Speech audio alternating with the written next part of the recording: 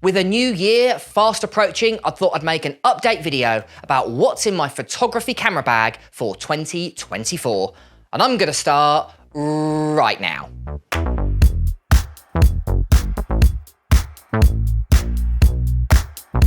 A lot has changed over a year. I've gone from working full-time to now being a full-time photographer as well as content creator. And because of that, my camera bag has changed drastically. So in today's video, I'll be going over what I've added, removed and changed from my 2023 camera bag to really show you what I use every single day as a photographer as well as YouTuber and content creator. And let's start off talking about camera bags.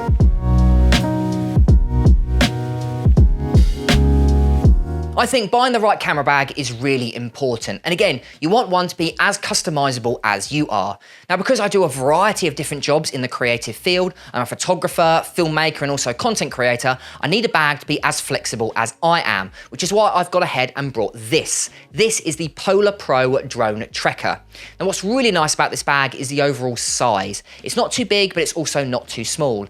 As you can see, I've visited quite a few places, and what's really nice about this bag is you can actually bring it as a carry-on, so it's small enough to fit in the overhead compartment in a plane, but it's also big enough that you can bring a decent amount with you. You can bring a drone, you can bring a bunch of lenses, you can bring a camera, and it will all fit in this bag. What's also really nice is you've got a laptop section at the front, which is big enough to place a gimbal in, as well as you can also place a laptop. So it gives you a great amount of flexibility and creativity. Now, actually, this is the same camera bag I had last year, but compared to last year, I've got a lot more patches because I've visited a lot of places in the US, I've visited Northern Ireland, I've visited Norway, I've visited Malta and even Greece. So this particular camera bag has been with me everywhere, and that's what I really like about it. But when it comes to weddings, I don't necessarily bring it because it isn't big enough to fit absolutely everything in it, which is why I always recommend buying a hard case, and this is the Pelican 1535 Air.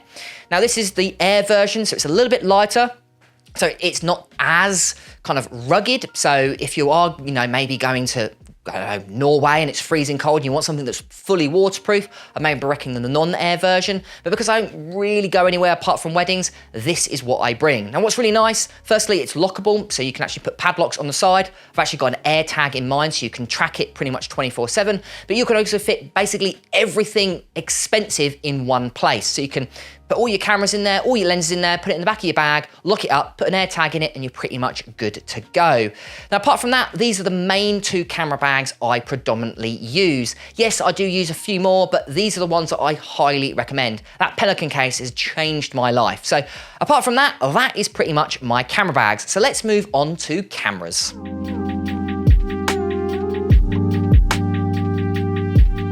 Now, last year, I actually shot on two Canon EOS Rs, and I absolutely love them. Especially starting out and for intermediate photography, I think they are great cameras, but they do have a few limitations, especially when it comes to video. And because I'm doing a lot more video now, I really needed to upgrade to a camera that could really hybrid shoot a lot better. One that could do photography, but also video at a lot higher level, which is why I upgraded to this. And this is a Canon EOS R5, and I own two of them.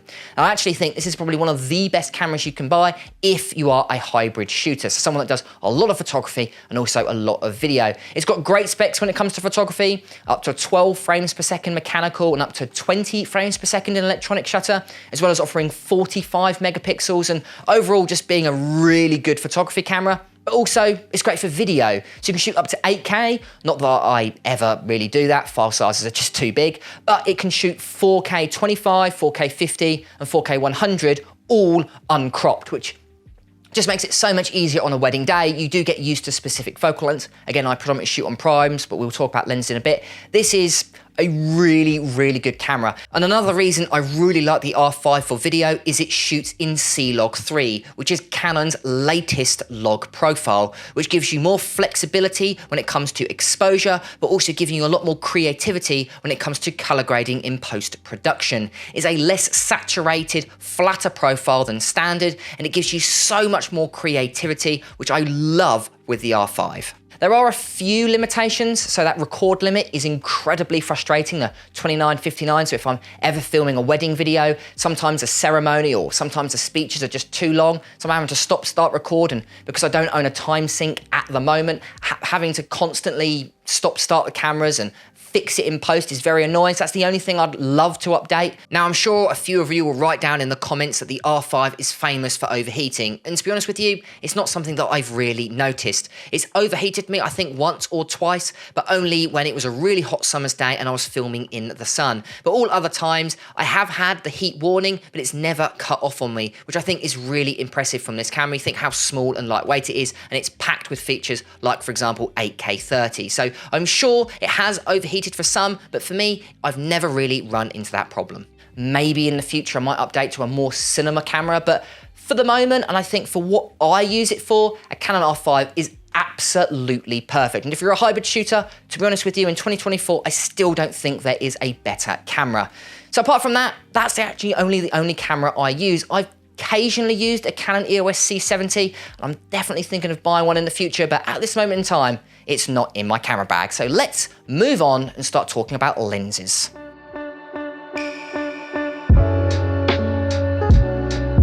Now, since my 2023 video, I have in fact not updated any of my lenses. I've actually pretty much been happy with most of them, although I am thinking of updating one or two in the near future. Now, the first lens I always bring with me on either a photography or video shoot is this, and this is the Sigma 35mm f1.4 Art, a very dependable lens. Now, I love two focal lengths, especially for photography and video, 35mm and an 85mm, and I actually think the Sigma 35mm f1.4 is better than the Canon equivalent. Firstly, Canon in the RF mount don't currently do a RF f1.4 or f1.2, so you're gonna have to buy the f1.8 STM, which in my opinion is not that great for photography when it comes to the overall autofocus and speed, but also it's just that much better value for money than the EF equivalent. So if you're debating on which one you should get, I always say you should go for the Sigma version, especially the Art series, because of how good quality they are and also how good value for money they are. Now, this is the very first lens usually in my camera bag, but again, it really depends on what I'm doing. If I'm shooting a very big wedding, I might use this lens, but if I'm going to more of an elopement or maybe a smaller shoot, then maybe I might bring another lens. But this is usually the very first lens that goes in my camera bag. The next lens we're talking about is the lens I'm using currently, and that's the Sigma 24mm f1.4 Art. Now, when I started my YouTube channel, all I had was a Canon 6D Mark II and a Sigma 35mm f1.4. But over the years, I've slowly updated how my YouTube looks, and I'm actually currently now using the Sigma 24mm f1.4, and I've actually been using it for a couple years now. Now, what I really like about this lens, again, it's very similar image quality to the Sigma 35mm, but it's just that little bit wider. But what's really nice is 24mm wide enough to be ultra wide angle, but not so wide angle that it's distorted. You're still getting a nice flat profile, which again, I think is really important when it comes to photography, but also video. You don't want to make anything look distorted. You want it to make it look correct, nice and flat. And I think that's what this lens really offers me. So if you're ever thinking about Canon versus Sigma, I always recommend Sigma, again, for that awesome value for money. But I do own a few Canon lenses, and the one that I absolutely love is the Canon 85mm f1.4 IS. Now, this lens here, I think really does complement the 35mm Sigma. Again, I love that kind of semi-wide angle, semi-telephoto look. I think they complement each other beautifully. And the lens that I've chosen, mostly because of the image stabilization, is this, and that is the Canon EF 85mm f1.4 IS. Now, what I really like about this lens, again, is that image stabilization. Again, it's a hybrid lens, so great for photography, but also great for video. If you want to do some handheld shots, maybe you're in a run and gun situation, this is a great lens to have because it complements the image stabilization of the R5 really well. They don't fight against each other and get warping or distortion issues. Because that EF to RF adapter works so well on EF lenses, this is a highly recommended lens, especially as the f1.2 85mm doesn't have image stabilization and is far larger and far heavier. So yeah, this is a really good lens, really dependable, super fast autofocus, super sharp images, and just great for video thanks to that amazing IS. And the last prime we're going to be talking about today is this, and this is my EF 100mm macro. Now I've actually used this lens a lot more this year because I've done a lot more macro work. I've done a lot more ring shots, and I've actually done some dedicated videos on how to be more creative when taking ring photography. And the lens that I used was this one here, and it is amazing. Super sharp, super reliable, and I love its quality. It's just a really good, dependable lens. Now, I'm actually thinking of maybe updating this lens in the future, possibly to the RF version, but at the moment, because of how good this lens is, I don't think I'm going to upgrade anytime soon, but I am thinking over the next year or two, I'm going to be updating a lot of my EF lenses to the RF equivalent if I like them. So this might be the very first lens that isn't in my camera bag, but at the moment, for especially macro photography for weddings, this is a highly recommended lens. And the only zoom I own has got to be the 70-200, and that is the Canon EF 70-200 Mark III. Now, I absolutely love this lens. If you're a second shooter, this is the very first lens I'd recommend, either the f2.8, or if you want to save some money, I recommend an f4. But a 70-200 is a very versatile focal length for either photography, but also video. But what's really nice about this one, you've got image stabilization, also weather sealing as well. So if you want to go outside, maybe for some wildlife or do some, I don't know, maybe you're going to the desert like I did in Utah, this is the lens I highly recommend. It doesn't have to be the Canon one, it could be a Sony one or whatever fits your particular brand. But yeah, a 70-200 is a very, very versatile focal length. But eventually it might have a friend. Again, as you can see, predominantly I shoot on primes. This is the only zoom. I am actually thinking of updating possibly my Sigma 24 or my Sigma 35 to the Canon RF 15-35mm f2.8. I took that to America. Luckily, Canon were kind of loaned it to me for 3 weeks, and I absolutely loved it. Very versatile focal length, and I think it actually complemented the 70-200 really well. Ultra wide angle and super telephoto lenses, I think really good. Sure, I do love my primes, and I probably won't get rid of all of my primes, but I must say I'm definitely swayed by a lot of the new RF ones. The only thing that's really holding me back is the price point. Really good zooms are just really expensive. So because of that, it's not currently in my camera bag, but the very first lens I think I'm going to buy possibly in the next few weeks is going to be that RF 15-35mm. But that's enough about cameras and lenses. Let's talk about the all-important accessories.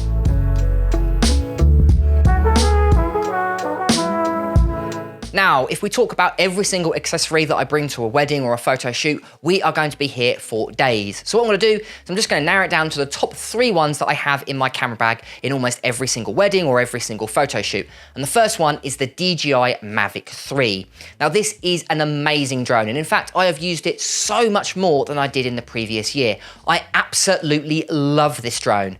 Now, actually, this year I did crash it and damage it to a point where it needs to be actually sent off, and it came back. I think it was about £1,000 to fix because it ended up going nose down, basically breaking the gimbal and the camera. So I actually ended up getting that replaced thanks to the kind of trip I took to Snowdonia, but I actually took really good video on that shoot. And would I say it was worth it? Probably not, but I must say I got some great footage apart from the crash footage, which annoyingly, I didn't record, but that would have been definitely interesting to add into this video. But yeah, this is by far, I think, the best drone you can buy. Now, the thing is with DJI, they're constantly bringing new drones out, so it may update it in the next few years, but at the moment, I am super happy with the overall image quality. And to be honest with you, I think this is probably one of the best purchases I brought, offering great video specs like 4K up to 50 frames a second, as well as offering a micro 4/3 sized sensor, which is really big for a drone, and offering that D-Log, which is very similar to Canon C-Log 3, is a flatter, under-saturated profile that gives you so much flexibility when it comes to changing exposure,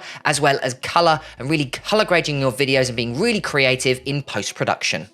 It was one of the more expensive ones, but I've got to say, I love the quality of this drone. Now, another accessory I've used a lot more this year and always make sure I have space for them in my camera bag are my flash guns. And I own 2 Profoto A1Xs. Now, this year has been a bit of a drab year when it comes to weddings. We've had a lot of overcast skies and a lot of rain. And then what do? Well, you go ahead and use flash guns to instantly make your photos stand out, when it comes to rain shots or just create some fake sunset shots. Now, I've got to admit, you don't have to buy Profoto. They are a very expensive brand, but if you do, you know you're going to get reliable flash quality. First, you're getting great build quality. You're also getting great reliability when it comes to the overall battery. I find I don't actually have to replace my batteries that often. Again, cheaper little flash guns, take those AA batteries and you go through them like hotcakes. So yeah, not great when it comes to that. And that's why I love Profoto. Now I have used them a lot more this year, again, just because the weather has been crap. I guess we didn't have really much of a great summer. And because of that, you're gonna have to fake it. And to do that, you can use flash to instantly make your photos a lot more creative, but also means you can shoot later on into the day. I've done a few weddings, especially this year in December. And in England, it gets dark at around 4 o'clock. So past that, unless if you're a natural light photographer, you're pretty much stuck. So highly recommend using flash guns. And if you can stretch it, definitely recommend using the Profoto A1Xs. As you can see by a lot of the photos here, I'm absolutely in love with the photos that I've taken this year. And that's all thanks to the Profoto A1X. So yeah, if you're thinking about buying flashes or you think about adding flashes to your actual camera bag, highly recommend doing that, especially for when it comes to wedding photography. And the last accessory I'm going to be talking about is an accessory that I bring to pretty much every single wedding and actually most photo shoots, and that is this. This is the Hold Fast Money Maker dual camera harness. Now again, like I was saying, I do shoot on 2 cameras, 2 Canon EOS R5s, and because of that, and especially with prime lenses, they are quite heavy, you're gonna want a nice, comfortable camera harness, and that is exactly what this is.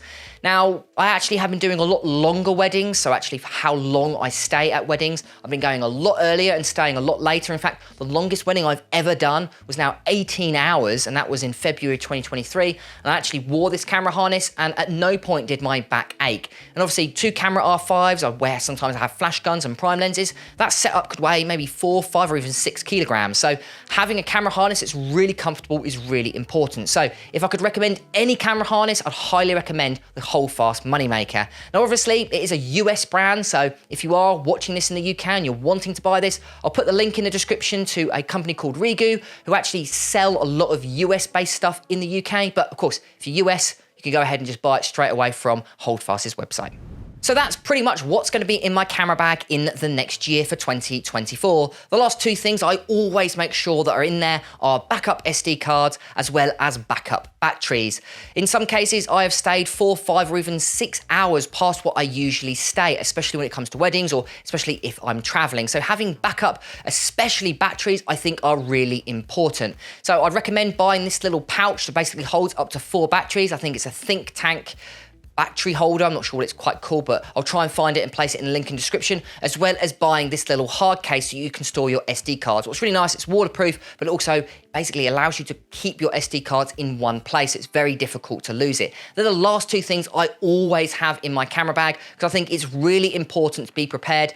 You might be staying later, you might be starting earlier, or you might just have a beautiful sunset that you just want to stay at. And because of that, having backup batteries and having SD cards allow you to do that. And I think that is incredibly important as a photographer or filmmaker. But of course, write down in the comments below what you guys think. Do you think I should maybe upgrade a camera, upgrade a lens, or write down what is your camera bag for 2024? I'd love to hear your guys' feedback. I've been James for Photo Fever, and I'll catch you in the new year of 2024.